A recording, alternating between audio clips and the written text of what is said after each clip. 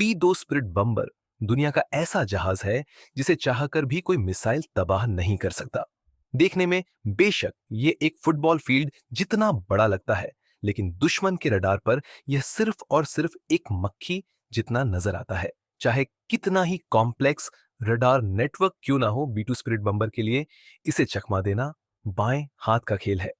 अरब dollar की लागत से तैयार किया गया, यह आज तक बनाया गया दुनिया का सबसे महंगा जहाज है।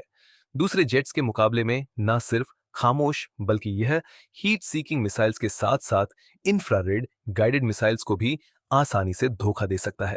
एक ऐसा जहाज जो चाहे तो दुनिया का नक्शा ही बदल सकता है। पर सोचने वाली बात यह है कि एक 52 मीटर चौड़ा जहाज आखिर रेडार्स पर क्यों डिटेक्ट नहीं होता? इसमें ऐसी कौन सी साइंस है जिसे अमेरिका पिछले 37 ईयर्स से छुपा रहा है?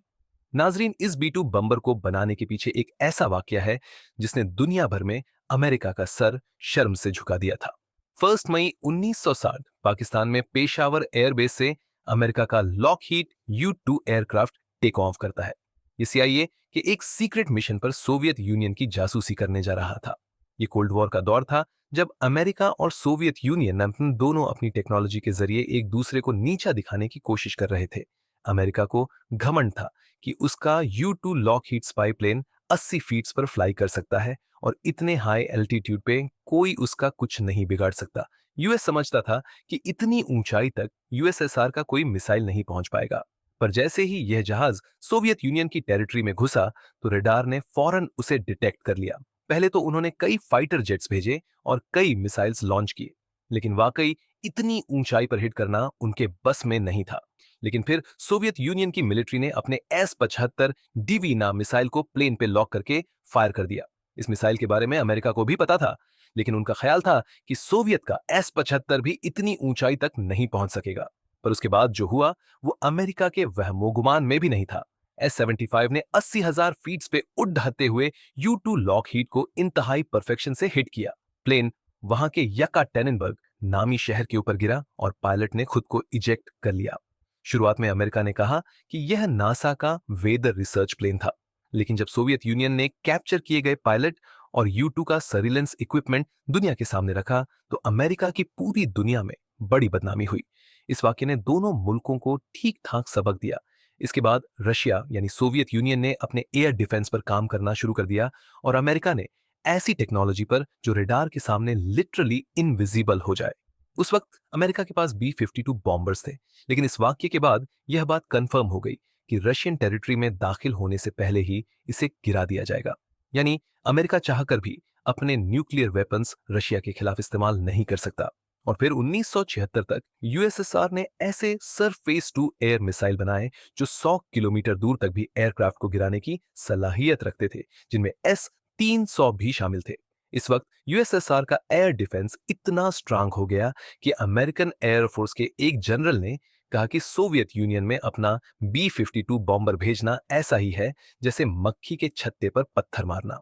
यही वो वक्त था जब अमेरिका ने 1978 में एडवांस टेक्नोलॉजी बॉम्बर यानी ATB प्रोग्राम लॉन्च किया।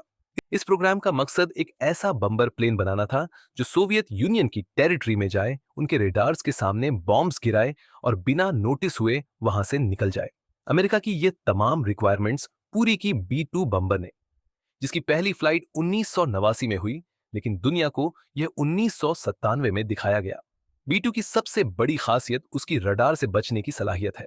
इस एयरक्राफ्ट का एक एक कोना ऐसे डिजाइन किया गया है कि जब रेडार के सिग्नल्स इस पर पड़ते हैं तो वह वापस रडार तक नहीं पहुंच पाते, यानी उन सिग्नल्स की डायरेक्शन बदल जाती है। और इसी वजह से इसके डिजाइन में सिर्फ विंग्स है, ना फ्यूजलार्ज और ना ही टेल। नॉर्मल एयरक्राफ्ट्स में लगी यह वर्टिकल टेल फिन बड़ी आसानी से रेडार में डिटेक्ट हो जाती है। एयर डिफेंस सिस्टम में लगे रेडार्स का बहुत बड़ा नेटवर्क आपस में कनेक्टेड होता है और ये रेडार्स आसमान में हर तरफ ऐसे सिग्नल्स भेजते हैं कि कोई एक कोना भी अनडिटेक्टेड ना रह जाए। ये सिग्नल्स नॉर्मली प्लेन की बॉडी से रिफ्लेक्ट होकर वापस रेडार की तरफ जाते हैं और ऐसे उसकी मौजूदगी रेडार में रिकॉर्ड हो जाती है। खासकर टेल फिन को बचाना नामुमकिन होता है, क्योंकि यह साइड से दिखने पर रेडार्स के लिए एक मिरर का काम करती है।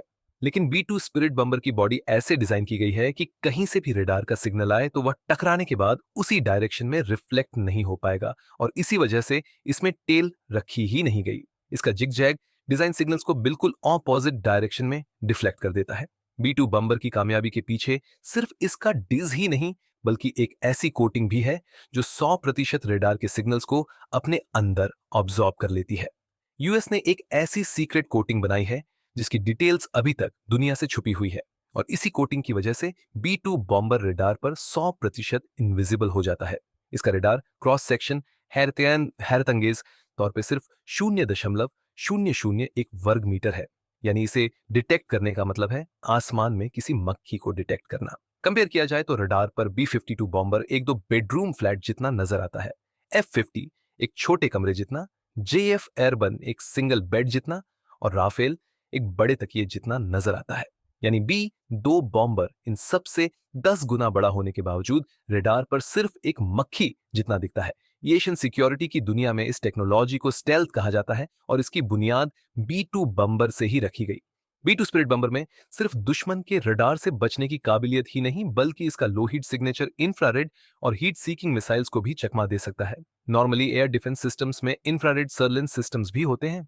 ये सिस्टम जेट के पीछे से निकलने वाली हीट को डिटेक्ट करके कंफर्म करते हैं, और फिर मिसाइल सिस्टम उसी हीट सिग्नेचर पर लॉक किया जाता है। लेकिन B-2 बम्बर के इंजन इसकी बॉडी के अंदर छुपाए गए हैं। जेट इंजन में कंबशन होने के बाद गर्माइश डायरेक्टली बाहर नहीं निकलती, बल्कि पहले उसे बाहर की ठंडी हवा के साथ मिक्स किया जाता है, जिसकी वजह से B-2 बम्पर अपने पीछे कोई हीट सिग्नेचर नहीं छोड़ता, और यही चीज B-2 को दुनिया का सबसे कम हीट सिग्नेचर छोड़ने वाला एयरक्राफ्ट बनाती है। ये ऐसा ही है कि अगर एक F-16 jet infrared surveillance system में 100 किलोमीटर प्रति घंटा हो जाता है, दूर से डिटेक्ट हो जाता है, तो वहीं B-2 बम्बर जब तक 10 किलोमीटर की रेंज में नहीं आएगा डिटेक्ट नहीं हो पाएगा। पर यह इतना नीचे उड़ता ही नहीं जो कभी इंफ्रारेड रडार पर भी डिटेक्ट हो सके। B-2 बम्बर हैरत अंगेज तौर पर 15,000 मीटर या फिर 500 फीट पर उड़ने की काबिलियत रखता है। इतनी ऊंचाई पर उड़ने की वजह से यह ना सिर्फ इंफ्रारेड रडार से बच सकता है, बल्कि ऊपर एटमॉस्फेयर पतला होने के बायस जहाज पर ड्रैग कम पड़ता है और फ्यूल एफिशिएंसी बेहतर हो जाती है, जिसकी वजह से यह और ज्यादा डिस्टेंस ट्रैवल कर सकता है। अपने फुल टैंक में B-2 बम्बर 11,000 किलोमीटर का डिस्टेंस बड़ी आसानी से तय कर सकता है। अब यहां आपको लग रहा होगा कि इसका रेडार और इंफ्रारेड सर्वेलेंस सिस्टम पर नजर ना आना शायद यही इसकी खास बात है, लेकिन नहीं। B-2 बम्बर को असल स्टेल्थ बम्बर बनाता है इसका ECM, यानी इलेक्ट्रॉनिक काउंटर मेजर्स। B-2 के अंदर हाईटेक ECM सिस्टम्स लगे हुए हैं, जो पहले यह देखते हैं कि दुश्मन के रेडार की क्या फ्रीक्वेंसी है, फिर उसी फ्रीक्वेंसी पर झूठे सिग्नल्स भेजते हैं, जिससे रेडार पर B-2 की गलत लोकेशन शो होती है, या फिर 20 अलग अलग लोकेशंस पर B-2 नजर आने लगता है, जबकि असल में वह सिर्फ एक जगह ही होता है। यह सिस्टम रेडार के सिग्नल को रिकॉर्ड करता है और उसे मॉडिफाई करके वापस भेज देता है। रेडार को लगता है कि यह सिग्नल जेन्युइन है, पर असल में वह झूठ होता है। और सबसे मजे की बात यह, ECM सिर्फ उसी रेडार को गलत सिग्नल भेजता है जिसने उसे डिटेक्ट किया हो, ताकि दुश्मन को लगे कि शायद रेडार में कोई नॉइज या एरर आया है। अगर तमाम ही रेडार्स में गलत सिग्नल भेजे जाएंगे तो दुश्मन को शक हो सकता है। B-2 बम्बर की बॉडी में ज्यादातर कार्बन ग्रेफाइट कंपोजिट मटेरियल का इस्तेमाल हुआ है। इस जहाज को टुकड़ों में बनाया गया और फिर इस तरह जोड़ा गया जैसे स्विस वॉच मेकर हर पुर्जे को पूरी परफेक्शन से जोड़ता है। अब आते हैं इसके पेलोड पर। यह हैरानक तौर पे 18,000 किलोग्राम का बारूदी मवाद उठा सकता है, यानी करीब 15 गाड़ियों का लोड। यह अपनी बेली के अंदर 80 जेट डैम्स छुपा सकता है, जो कि GPS गाइडेड बॉम्ब्स होते हैं। 16B/83 न्यूक्लियर बॉम्ब्स और 16 EGM 185 जिस्म मिसाइल्स, जो कि स्टेल्थ क्रूज मिसाइल्स होते हैं। ये बॉम्ब्स B-2 के इंटरनल बे के अंदर फिट किए जाते हैं और दरवाजा बंद हो जाता है ताकि फ्लाइट के दौरान स्टेल्थ बरकरार रहे। रेंज की बात की जाए तो यह अमेरिका से रशिया जाकर वापस आ सकता है, और अगर हवा में ही रिफ्यूलिंग की जाए तो B-2 बम्बर दुनिया के किसी भी कोने तक जा सकता है। अफगानिस्तान वॉर के दौरान B-2 बम्बर ने यूएसए में मिजोरी एयरफोर्स बेस से टेक ऑफ किया। 9,500 किलोमीटर का फासला तय करके अफगानिस्तान में बॉम्बिंग्स की और बिना लैंड किए वापस चला गया। इस दौरान बीच में सिर्फ एक मिड एयर रिफ्यूलिंग की जरूरत पड़ी। इस पूरे मिशन में B-2 बॉम्बर लगातार 45 घंटों तक फ्लाई करता रहा, और किसी एक भी रडार पर यह नमूदार ना हो सका। इसके अलावा 1999 में ऑपरेशन अलाइड फोर्स के दौरान भी इसे सर्बिया में बॉम्बिंग्स के लिए इस्तेमाल किया गया। 2003 में ऑपरेशन इराक फ्रीडम और 2011 में ऑपरेशन ऑडसी डॉन में भी B2 ने लीबिया में बॉम्बिंग्स की। B2 स्पिरिट बम्बर किसी भी मौसम में और किसी भी कंडीशन में फ्लाई कर सकता है। बेशक जीपीएस सैटेलाइट्स ही तबाह क्यों ना हो जाए, अपने बैकअप सिस्टम्स को इस्तेमाल करते हुए ये स्टार्स को देखकर भी खुद उड़ता रहता है। इसमें लगे हाईटेक सुनार कैमरास B2 बम्बर को दुनिया का सबसे बड़ा ऑब्स्टिकल अवॉइडेंस प्लेन बनाते हैं। ये अपने आप टेरेन को आइडेंटिफाई करके उसके हिसाब से फ्लाई करता रहता है।